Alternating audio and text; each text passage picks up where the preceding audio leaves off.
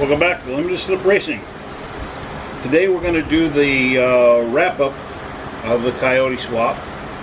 It's been a long time since I did anything. It's not like I haven't been working. I've been working on this thing constantly, but here in the Texas heat, you only get about 2, 3, 4 hours in the morning to work on things. Otherwise, it's just way too hot. I mean, I already got the fan running, and it's 8 o'clock in the morning. So anyway, what I'll do is I'm gonna show you the major stumbling blocks, the things that I found nobody else really talked about. Things like the FPDM, the fuel pump driver module, and why that was such an issue. I'll talk about grounds. Wiring was really the big part.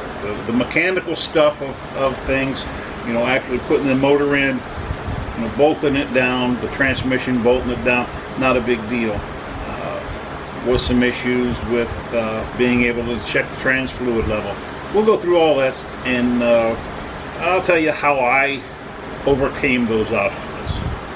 Anyway, let me get this thing off the tripod, and we'll walk around and talk about things. Okay, well, let's talk about wiring first. And this is where the majority of the wiring is, right up here by the fuse box. I am running two PCMs, two computer modules. The original one that runs all the interior, the body, all the body stuff, you know, lights and the clusters and gauges and all that kind of crap. And that's sitting down right in here. That's the original PCM. Then we've got the 2016 PCM sitting right in here. And we had to figure out a place to wire all this crap, or stuff rather. Sorry about that.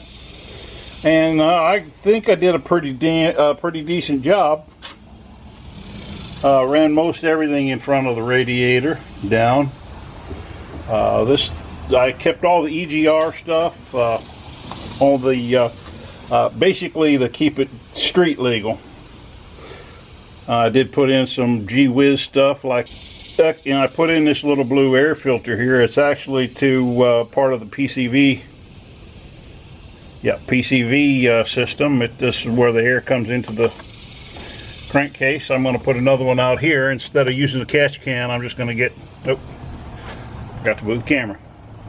I'm going to put another one over here.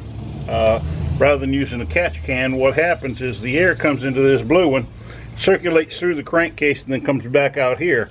Well, oil comes back out here, and it also filters into the manifold. I don't like that stuff. Kind of freaked me out when I lift that manifold up, turned upside down, and oil started running out of it. So I'm not going to do that. I'm just going to go ahead and get another filter for it. They do make a can, a catch can they call it, that connects here, and you can mount it up there on your firewall or whatever to catch that oil, but I'm not going to do that. Let's see, what other gee-whiz stuff. Well, we got this huge JLT cold air intake for the 2018 manifold. We got these fuel pressure gauges. We got one right here, and that's that goes off the fuel regulator, and we'll talk about that in a minute. And then we've got this one over here. Jeez, well, like I said, we'll talk about that in a minute. We'll come over here, and this is my power distribution box right here. This comes from the battery, goes to the alternator, the starter, and the fuse box.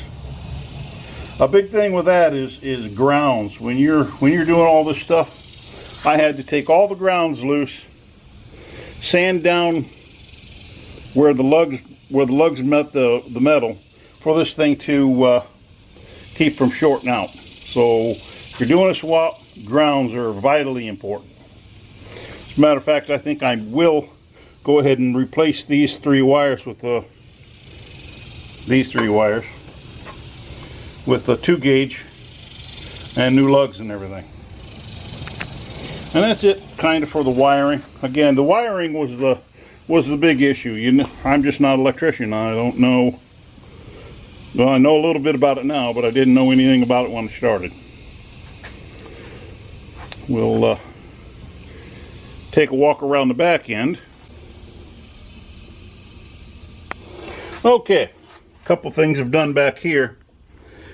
Number one, I've jumped this fuel pump driver module. That's this thing right here. It's for the 4.6 engine, and what it did is it reduces the amount of fuel that goes down into the manifold. I couldn't figure out why this thing would run 50, 60, 70 pounds of pressure and then die after a couple seconds. Well, what I figured out is this module right here is designed for the 4.6 engine. 4.6 doesn't need 50 pounds of fuel all the time, so it shut the fuel down, the engine got fuel starved and died. Something else I've done back here is put in this battery cutoff switch. This is another little cool thing. What it does is it just separates the battery from everything else electrical in the motor, or in the body and the motor. And so when you shut this thing down for the night, I turn this little key right here, and I don't have to worry about any draw or anything. The next day the battery's just as fresh as it was when I shut the car off that night. I'll apologize for the lack of light. This thing's here in the garage, and I'm not going to pull it out just to do this video. But something else I did is I went ahead and put in the 2016 shifter. I think it just looks better, and I don't have to worry about getting the shifter into second instead of third. This has only got two locations. You put it either in drive or in S, which is sport mode.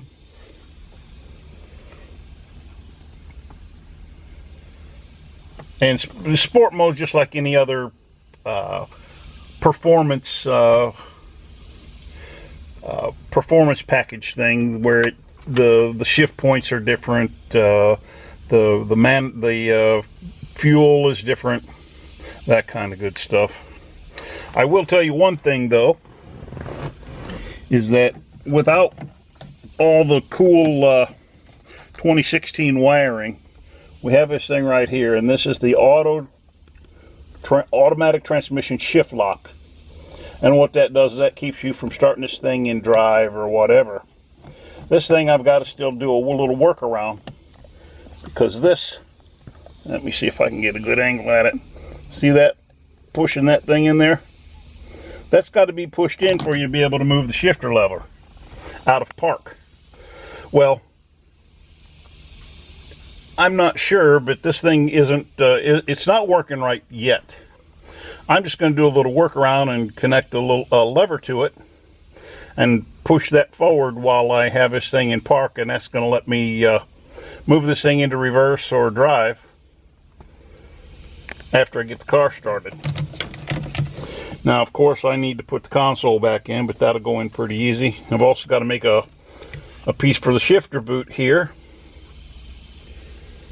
because this is round instead of square, but it just looks better. And then the other thing I've done is I put this coolie little fire tablet in here.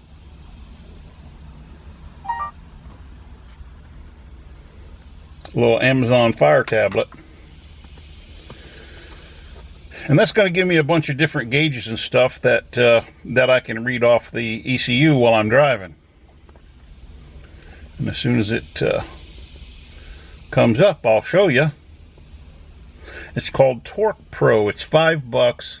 The bad thing, or I don't know whether it's a bad thing, but it only runs off of an Android-based operating system. So I bought this little fire tablet for like 30, 40 bucks.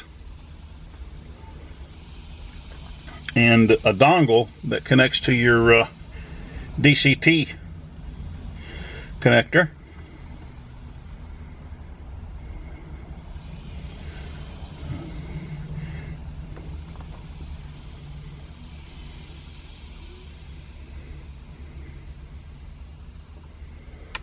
But that's pretty cool. You know, it's got adjustable gauges.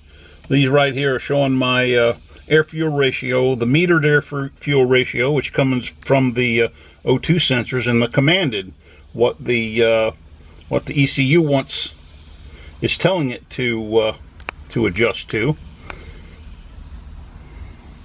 as well as an accelerator meter. And it's wanting me to, nope, it's wanting me to do the location services, the GPS kind of good stuff. But you got many different screens. This is like the trans temperature, the engine coolant temperature. We've got the short-term fuel trim, bank 1 and 2, and then a big old speedometer and a tach. Just that's a gee whiz thing, you know. I just thought it was cool, so I went ahead and less than $100. I think I've gotten the whole system, and that way I can look at the gauges, see how the engine's running. I'll power it down, and that's about it.